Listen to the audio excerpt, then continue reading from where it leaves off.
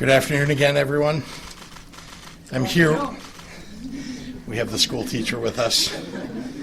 I'm here with Cook County Board President Tony Preckwinkle, with Department of Public Health Director Dr. Ngozi Ezike, with Illinois Emergency Management Agency Director General Alicia Tate-Nadeau, and Commissioner of the Chicago Department of Public Health, Dr. Allison Arwady. I want to thank the leaders who are standing with me today and those in counties all across our state who are working day and night in our response to coronavirus. As I mentioned yesterday, my administration will be hosting daily press conferences on the current state of COVID-19 in Illinois. Depending on the updates at hand, you may see any combination of myself, Dr. Ezike, AEMA Director General Tate-Nadeau, and other senior leaders of my administration and elected officials and public health experts from other levels of government each day at 2:30 p.m. We can also be viewed via live stream at illinois.gov/live video. Since our last press conference yesterday afternoon, there are 8 additional cases here in Illinois. Our total case count is now 19. These new cases include our first 2 from outside of Cook County. These 2 cases outside of Cook County, a man in his late teens with ties to Lake and McHenry counties, and an unrelated individual in her 60s from Kane County, are not healthcare workers, have no history, and have not had close contact with any known positive COVID-19 case. Since health officials cannot determine the origin of these 2 unrelated cases, each likely reflects community transmission of the virus. In a moment, I'll ask Dr. Ezike and Dr. Arwady to elaborate on the medical details of these 8 cases, as well as provide an update on the 11 previously announced. But I want to share that we have been in contact with officials from all of the impacted counties directly about the next steps in containment and protecting our most vulnerable residents. As anticipated, we have reached the point where we are likely to see additional cases reflecting additional spread within the communities each day forward. We have been preparing for this for months and are fully coordinating across state and local governments to minimize further spread as best we can. Yesterday, I issued a disaster proclamation, Illinois' version of a state of emergency, and this is the next phase in a long-developed response. We're now operating with a state emergency operations center at the heart of our response. Because of this proclamation, all our tools are in play and rapidly available for deployment to assist all our cities and counties across southern, central, and northern Illinois. As this situation has evolved, I've consistently reminded you that Illinois has one of the strongest public health systems in the nation. We were among the first states in the nation able to test for COVID-19, which we are now doing in Chicago, in Springfield, and in Carbondale, and we anticipate commercial expansion in the near future. Of course, we must also contend with the reality that our capacity cannot be separated from the material response of the federal government, our federal partners. I have personally reached out to senior federal officials to demand that we get more tests as soon as possible. It's critical to our response and to the response of every state and jurisdiction across the nation that as we see a national surge in cases, we are matching that with a rapid increase in testing. In order to best care for our patients, we need to be able to gauge the exact scope of COVID-19 spread, and it is imperative that the federal government provide leadership here. At the state level, we're continuing to make all necessary preparations to advance our public health systems, and we're doing so with a particular focus on the safety of our most vulnerable residents at the core of our efforts, paying special attention to our nursing homes, our veterans' homes, and long-term care facilities. We've implemented new staffing procedures and issued strict guidelines around restricting visitors at the facilities that we control. Yesterday, we also hosted a webinar with over 400 representatives from nursing homes and assisted living facilities across the state, and are working closely with the various statewide associations of private owners to ensure that they match our efforts with similarly strict guidelines. As always, we encourage everyone to check in on their elderly friends, relatives, and neighbors, to wash their hands regularly and vigorously, and to use precautions about large crowds. We will continue to keep you fully updated and informed as we move forward. I thank you very much, and now I'd like to turn it over to Cook County Board President Tony Preckwinkle. Good afternoon.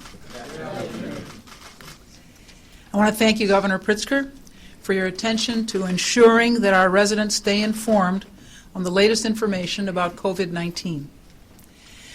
I would also like to take this time to thank the medical professionals who are here today and who are working throughout our community to ensure that our COVID-19 patients are getting the best possible care and working to minimize the impact of COVID-19.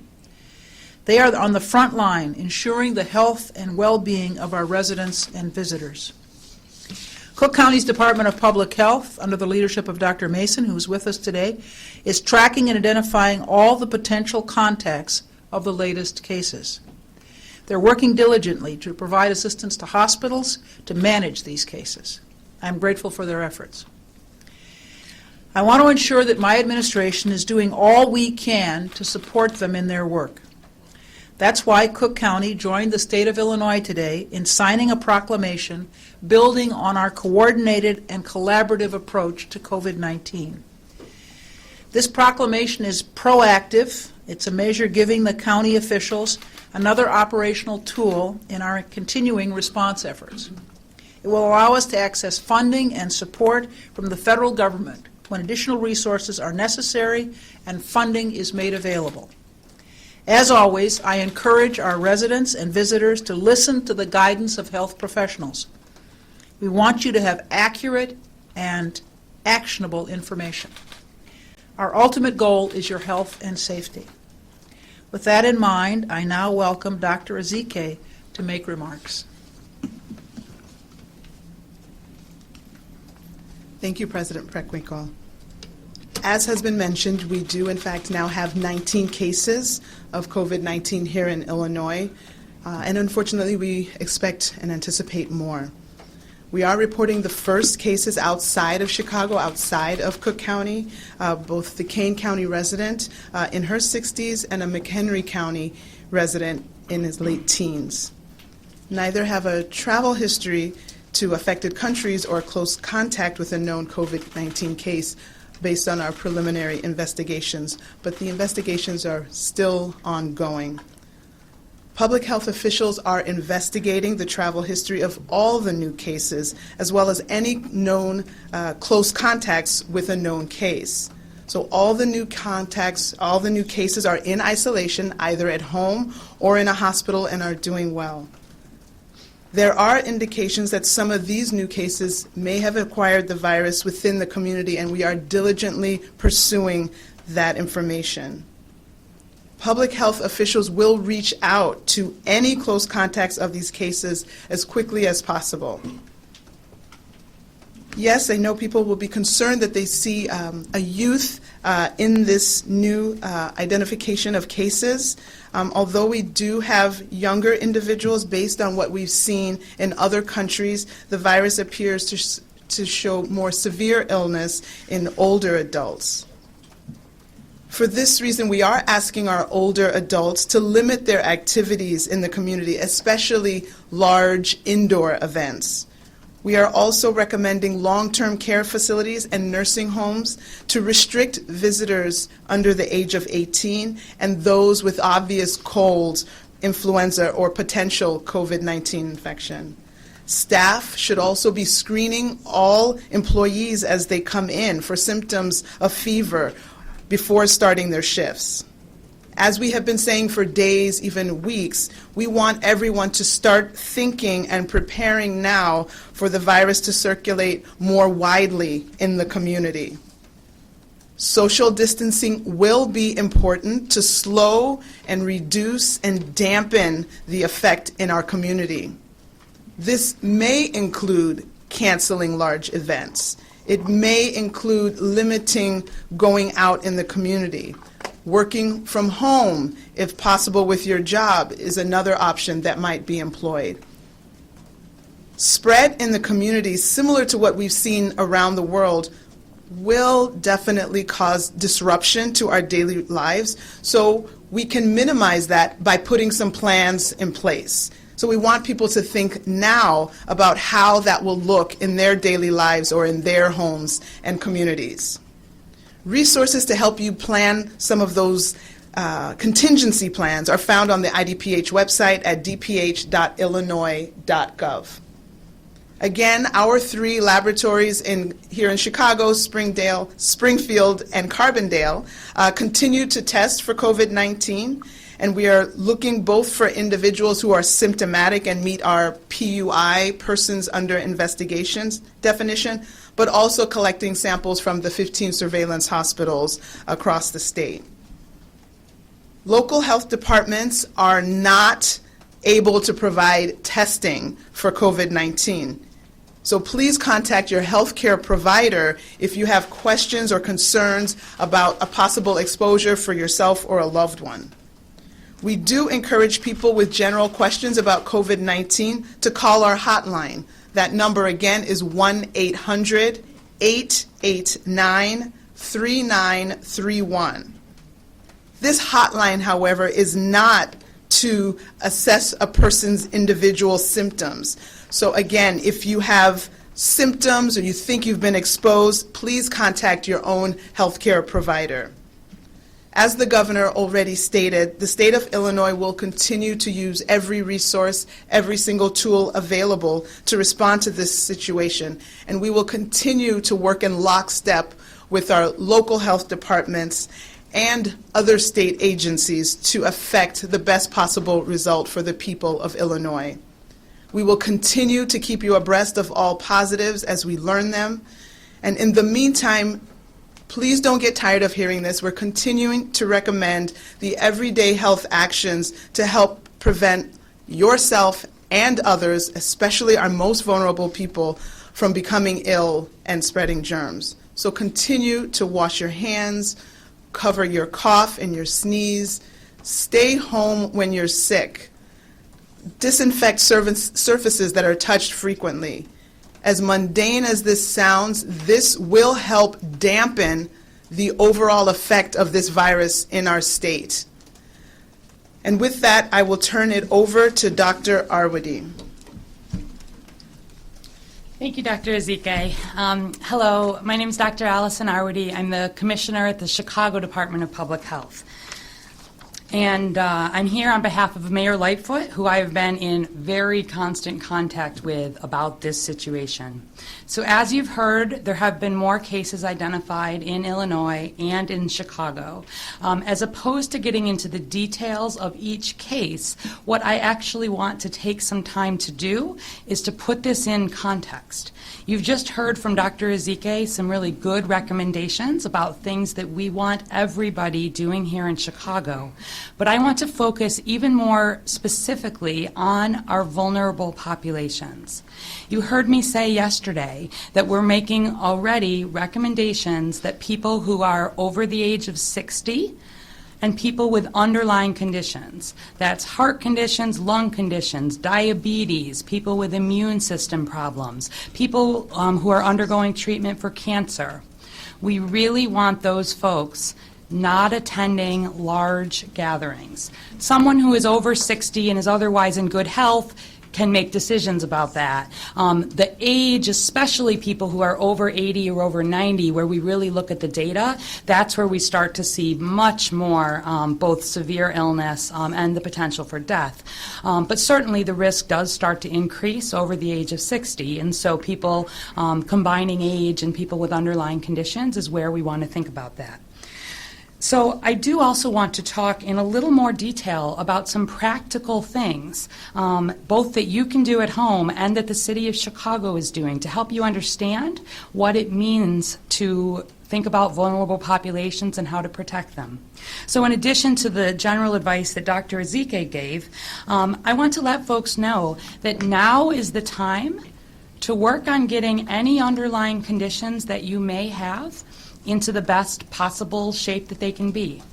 Now is the time, if you have diabetes, check in with your doctor. Make sure you have your medications. Make sure you're doing what you can, as much as that is possible, to have that in control. If you have asthma or COPD, please make sure you have unexpired inhalers at home.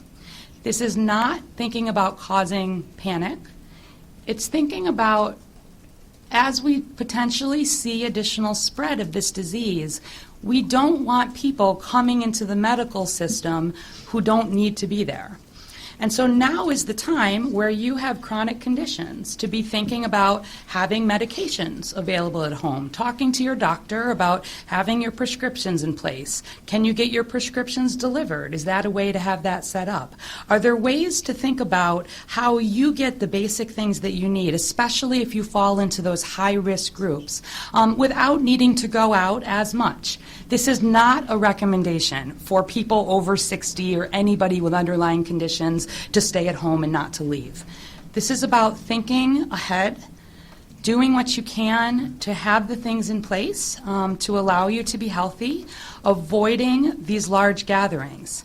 It's also a fantastic time for everybody in Chicago and in Illinois to think about other ways to be as healthy as you can.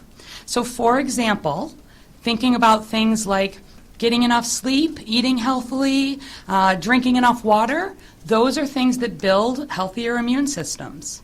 Things like getting at least 30 minutes of some gentle exercise, walking counts, building up, that helps build stronger hearts and lungs. Thinking about what you do during stressful times. Do you turn to meditation or prayer? Do you have friends that you count on? What are some of your routines now for when you're feeling more stressed? Looking ahead, we want to make sure that everybody is as healthy as they can. That's true all the time, obviously, is advice from the Chicago Department of Public Health. So it's always good advice. But right now, especially, it's important for people to be ready in all of these ways. I also want to take the example of the Chicago Department of Family and Support Services. I've been talking with Commissioner Lisa Morrison Butler, and Managing Deputy Commissioner Elisa Rodriguez is here. And effective tomorrow, the Chicago Department of Family and Support Services, which serves a lot of older adults with underlying conditions, will temporarily be suspending group classes and activities at the city's 6 regional senior centers and 15 senior satellite centers. This is really following the common sense direction from the Centers for Disease Control and Prevention. These are precautionary actions focused on thinking about the health and safety of seniors citywide. I think that the Department of Family and Support Services has done a great job in terms of really thinking about what is necessary versus what can we potentially back off on. So the centers are remaining open during the regular business hours. Senior meal service is continuing to being provided. However, we're moving away from a congregate setting where people are potentially all being served out of a bowl, moving towards thinking about box lunches. Ways to have some more separation, to have very good hand hygiene in place, while making sure that we're meeting the needs of seniors. Food pantry services at centers will continue to run, we will continue to certainly follow the epidemiology, follow the data, and make adjustments as necessary. We do know that, older adults are twice as likely as others to have serious COVID-19 illness. That's why these instructions are coming about staying home, as much as possible, especially away from mass gatherings, and staying away from others who are sick. Everybody in Chicago, we really need people staying home when they're ill. Fever, cough, shortness of breath. It's true all the time, but especially now, and especially if you're going to be in contact with seniors, people with underlying health conditions. Notification for the seniors from DFSS will be robocalls. There will be to the seniors that frequent the centers. There will be on-site information and signage. We're going to use it as an opportunity to help educate seniors, not in a way that's meant to scare, but in a way that's meant to make sure that they are aware of some of the common sense practices that we want to have in place as we look ahead. I think with that, I will turn it over to Director Alicia Tate-Nadeau of the Illinois Emergency Management Agency. Thank you. Thank you, Doctor. Thank you for those very practical ways that we can protect ourselves. Another key point in our planning and collaboration, we recently met with over 50 state agencies. These agencies have a ripple effect throughout the entire state of Illinois, touching each of the counties and the local jurisdictions to talk about our response to COVID-19 and to ensure that we continue to update and modify our policies and procedures to address this emerging healthcare emergency. Finally, we have provided guidance to this, provided CDC guidance to our county emergency managers and to all law enforcement regarding large groups or gatherings. Again, the public plays an important role in helping us contain the spread of this virus. IDPH has some excellent resource recommendations on their website to include household checklists for families, guidance for schools, and advice to our businesses. Please remember to follow the CDC's guidance and the advice of our local, state, and public health authorities. At this time, I would like to turn it over to the governor and to others for questions. Thank you, General. Happy to take any questions you may have. The other 6 cases that you did not detail, are those, any of those indicative of community spread, or were they all connected to previous travel and previous cases? I'll call on Dr. Ezike. So again, you're getting information that is new, and the investigations are ongoing. So in the attempt to make sure that we give you the most accurate information, we want to do the full investigation before we give more details that we would have to correct later. Do you have conditions on all 8? Do I have conditions? How are they? Everybody is stable. Everybody is stable. What about case number 76? Additional ones? When was that? Was that just today? Yeah, these have all come out just in the last 24 hours. Yeah. You've mentioned the community transmission, obviously, aspect, and also everyone's talked about avoiding public gatherings.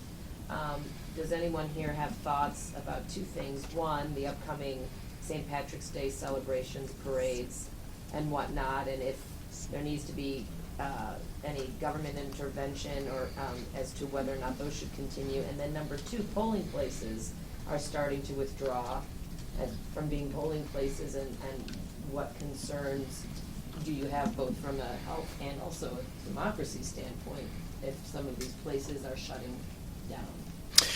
So let me begin with polling places and the election that's upcoming. We, of course, are trying to keep everybody safe. Polling places aren't, I wouldn't describe it as shutting down. They're looking at alternative sites to make sure that we're keeping particularly our seniors safe, because sometimes there are polling places that are in senior homes, and we don't want to have people tracking in, potentially coronavirus, and we wouldn't want spread done that way.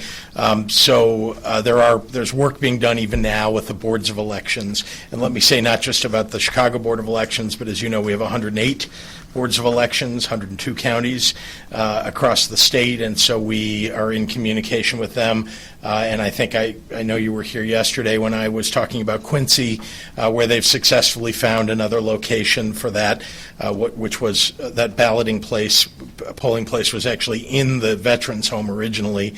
It's been moved outside the Veterans Home. Let me remind you that nursing homes have a special day before Election Day in which people in nursing homes can vote. And so that will continue. We're also encouraging people to get a mail ballot or to, vote absentee as they have. And we're talking to the boards of elections about extending the date for obtaining one of those to perhaps a later date. But that's going to be a decision that gets made by the various boards of elections. But we certainly want to make sure, as you pointed out, we want to make sure democracy is in full bloom everywhere in the state and that people have the ability to vote wherever they want to. To the other question you asked about large gatherings or about St. Patrick's Day, let me say that I've been in close communication with the mayor about St. Patrick's Day and the celebrations that are planned for the weekend. She is in close communication with the organizers of those various events, and I know that they may be making announcements tomorrow sometime about any decisions that have been made. Are you pushing for the city to cancel the St. Patrick's Day celebration? Do you think that'd be the wisest decision? Well, we've looked at what other states and cities have done. Some have issued guidance to cancel large gatherings. As you saw, Boston and Dublin have both canceled their St. Patrick's Day celebrations, and so I think that's some guidance from other places. My own view, I'll just say, is I want to keep people safe, and I think we got to follow the guidance that medical experts give us. The CDC is talking about avoiding mass gatherings. They aren't giving a number to what is a mass gathering, and I think that's not helpful, frankly. And in a number of ways, the federal government has not been helpful. But we are in conversations about what to do. Chicago's not the only place that has large gatherings around St. Patrick's Day. So Some have been canceled, though, as you were saying. some have chosen to do that, yep. And there are other cities around the state that have them still scheduled. And we'll see. I think decisions are going to get made right now on a local level. I mean, separate from the parade, a lot of people this weekend will be gathering in watering holes in bars downtown and elsewhere. I mean, do you have any advice to those folks and what kind of risk that poses? Look, I think that, and I'm going to let the medical experts answer more precisely. I'll just say that, as you've heard, a 10-minute exposure to someone within 6 feet, someone who might have coronavirus, leads to the possibility that you could get it. And so, I think people just need to be extra careful. Especially, and I think all of us would repeat this, and I want you, please, to repeat this in your stories today and every day, that the vulnerable populations, people who have pre-existing conditions, and people who are over 60, especially people over 70 and 80, need to be extra vigilant about staying away from large gatherings, in my view, until we've seen some cresting of this. Governor, what are your feelings about these 8 new cases? I mean, you knew this was going to grow. The CDC says this number is going to grow. What are your feelings about this, that, you're going to have these daily press conferences and you may be adding more numbers as you keep going along? Well, I mean, I'm charged with the safety and health of the people of the state of Illinois, and whenever they are in danger, I am deeply concerned. And so when I hear that we have 8 new cases, I think of them and their families, praying for them. I also think of the people who may have been exposed to them, who are persons under investigation, as we call them, PUIs, and the possibility that there may be other people who are infected. And we will be seeing that over time, not just people who are, who have been around these 8, but also the many people that are out there in the community who may already have it and just haven't been yet shown any signs of it or haven't been tested for it. But let me be clear about one thing. I am very frustrated with the federal government.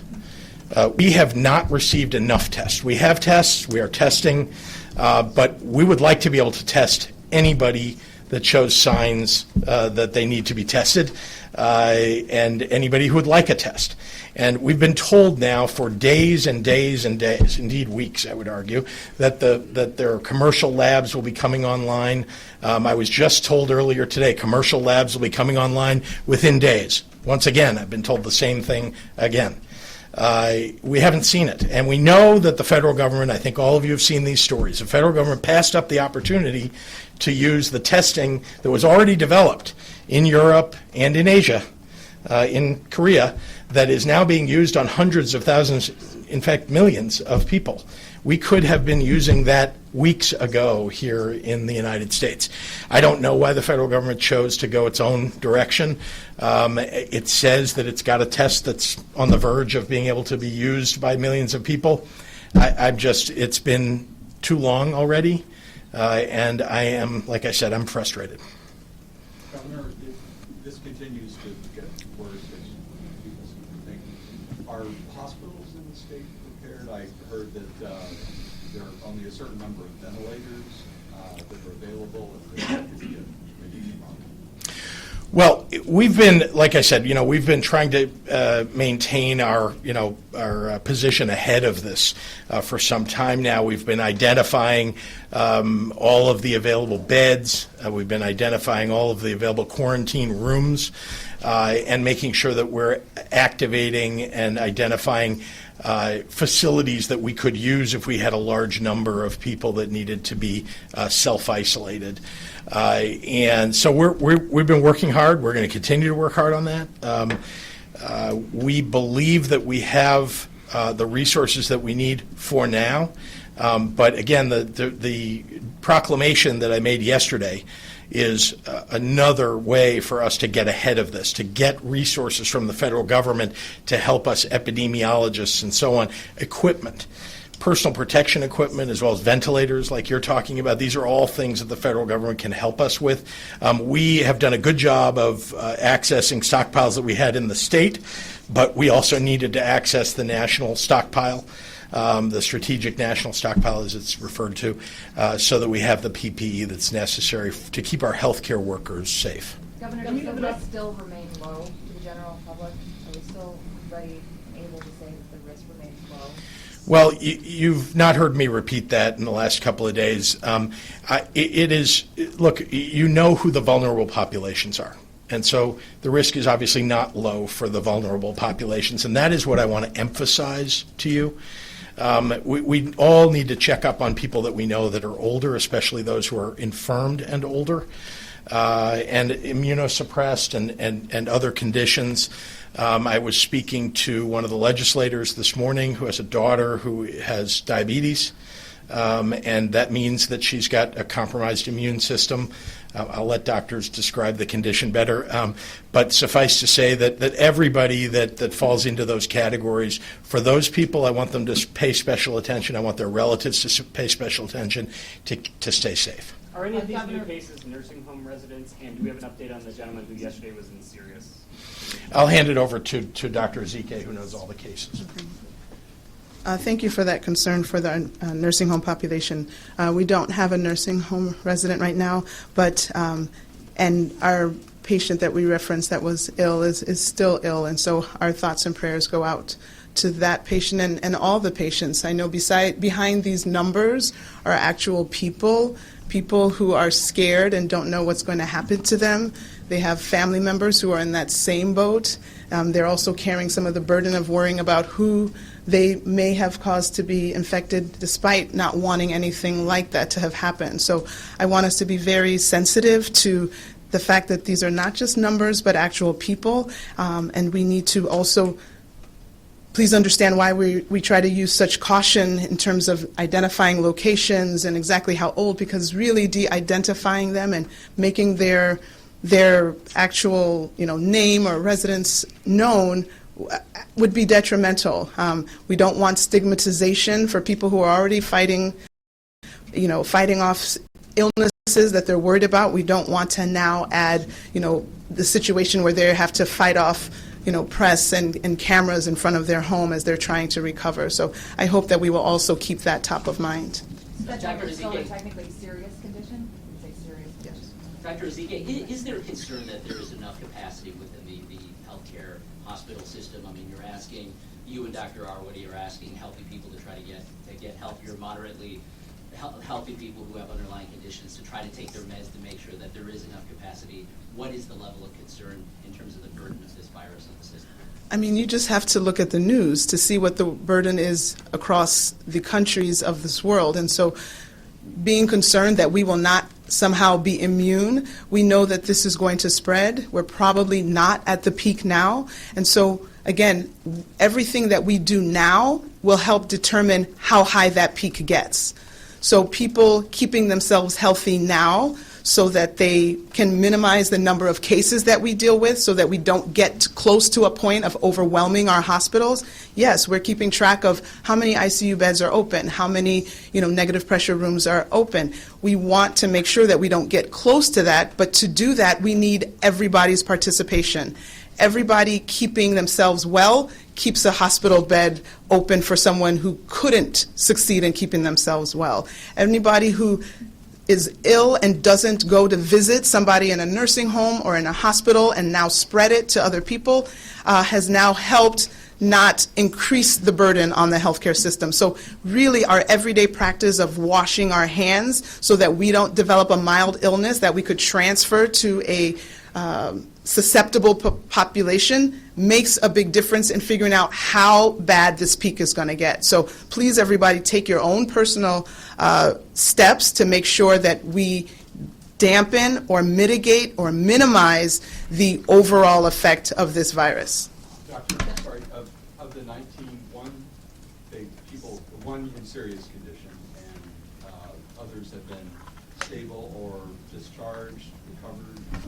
All of the above, right. So So again, but that's today, right? This is evolving, so I can't speak for what tomorrow will hold. That is the information today, and we're hoping that everyone else will continue to recover, and we hope that the one who is struggling, that they will make, a recovery. So again, our thoughts and prayers go to that individual and their loved ones. And keep in mind, I'm sorry, I just want to say one more thing to that.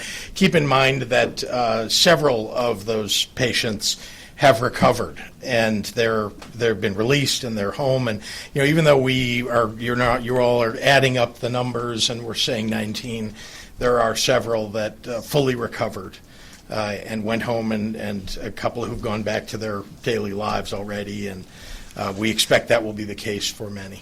Governor, let's say somebody, an employee of a company comes into a corporate headquarters in the suburbs or whatever, later determined that that employee had exposure to the virus or actually has COVID-19. Are businesses obligated to tell municipalities about that case and that potential exposure, or is telling state and county health department officials sufficient? I guess what is in that scenario? Well, each case that arises, we investigate. So when someone becomes known to have been exposed and brings themselves forward or has been tested and tested positive. Or a company comes forward. If a company comes forward and tells us about somebody, yes, full investigation of each person that's come in contact with the person that's either in question or has been tested positive. So we're trying to do a full investigation of each one so that we know who to contact and whether they need to be tested and make sure they're safe and healthy. So telling, at the onset, telling the state and county health departments is enough? They don't have an additional responsibility to go to the municipality? I'll let Dr. Arwady, I just say people do come forward first often to their doctor, who then is reporting. Yeah, thank you. I just wanted Yeah. to clarify sort of one piece on that, only because it's relevant to a lot of what the health departments are sort of dealing with right now. When people are tested, by definition, the health department is the one who receives those test results. The local health department, from the state health department, that is communicated to the physician who ordered the test, or if the local health department was doing it. Obviously, then that needs to be communicated from the person ordering the test to the patient. And that is how we handle notification of individuals. And so when someone has been identified, we're working in a lot of detail with that person. It's often a real shock to them, and we're then looking to see who have been their close contacts, and then where there is need, the health department will reach out to businesses. The reason I'm just bringing that home a little bit is that there are a lot of rumors just in the city right now and in the area. We recognize that people's worry is up, but we have been having to use a lot of people at the Chicago Department of Public Health, for example. I've been having to pull them off the responses for actual confirmed cases to help deal with a lot of rumors. And so there's not an expectation that a business reaches out to a health department. It would be the other way around. But when you were talking about it, someone who lives in state, I'm talking about what if somebody was here, goes back to their state, Yeah. is diagnosed, and then at what point, what happens? Yeah, then? so that's a great question. So there's a lot that happens sort of behind the scenes to keep things organized around public health. So the jurisdiction where the patient lives is the one to report that case. And so whenever we're doing an investigation here or in any other state, you're doing a very full history of where has this person been during the time that they are infectious, and then we have a way electronically, or if necessary, we would pick up the phone to communicate to other jurisdictions, and they do that with us. And so there's a good coordinated way to do that. I mean, it should come from public health. And that's happened already. Dr. Ezike can tell you that's happened already between states. So I have my counterparts in all of the states. I have all of their numbers, and in the situations where we've had people who've traveled, again, our investigations will show us all of their contacts within our state, and then we let if it was another state, we let the other state health officer know that this person was also in your state, has a positive, and then they take over the investigation for their state. So there's and it works in reverse. Right. I thought yesterday we announced that there was a woman from California but had traveled to Illinois. So wouldn't that be a California case, or would that still be an Illinois case? Well, it's where Can call and seek help in Spanish at this point or in the near future. So that's a very important point. As was noted, a substantial portion of New Rochelle's population is Spanish-speaking. This is obviously a matter that is of vital importance, not just to the containment zone, but to all of New Rochelle. Most of the bulletins and informational sources that have been distributed thus far have been bilingual. I am told that the hotlines that are staffed by the state have Spanish speakers as well. And certainly we want to make sure that we honor the inclusive and diverse spirit of New Rochelle as we go forward, especially facing a challenge of this kind. If that standard is not being met, then we're going to continue working and collaborating with our county and state partners in order to do as well as possible. Yes? Two questions. So the National Guard, you talked about what they were going to be doing. Why is the National Guard involved? It seems like stuff that New Rochelle can do on its own. Is this going to be part of how this is going to be taken care of? I'm just curious on why the National Guard. Well, so there are some things New Rochelle can do on its own. For example, we expect that we will be able to deliver the cold meals to the seniors who will no longer, at least for a limited period of time, be able to attend the U Doyle Senior Center. But a community like ours is not capable of delivering thousands of meals on a daily basis. We simply don't have the personnel and the resources to mount an operation on that scale. And we are grateful that the state has recognized this fact, has recognized that these circumstances pose unique issues in New Rochelle, and is essentially flooding the zone with the resources necessary to make sure that the people in New Rochelle, that their needs are met to the greatest degree possible. Essentially, it's a supplement to what you were doing already. It's just you just need more people to do it. A lot more people, right. Yes. The other question is, I know I talked to a bunch of people in the Wackville Shopping Center and businesses in that area, and they're really struggling. Do you know what you're doing, or even levels above you, state and federal, to help out these businesses that are afraid of going under? So you make a very good point. The county executive and I just a few days ago made a point of having lunch at a kosher Asian restaurant in the Waikkigal area, simply as a means of demonstrating confidence in and support for our business community, and by extension, demonstrating support for a neighborhood that is experiencing a challenge of this kind. I do not have concerns over the long term.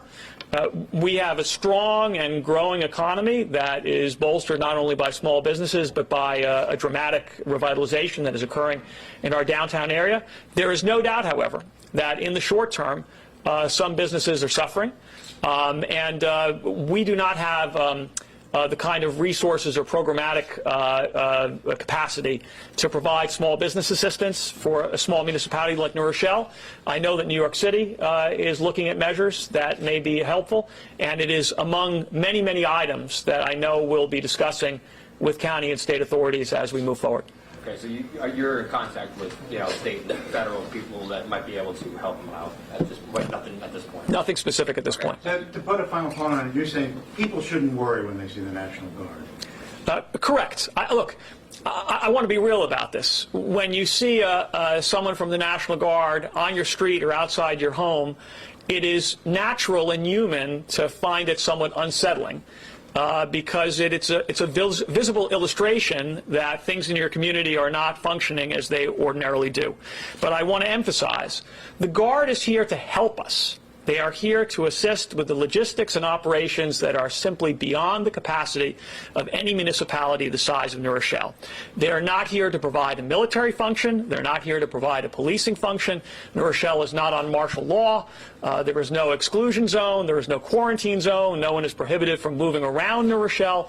So the bottom line to your answer to your question is, yes, don't worry about the Guard being here. They are here to help.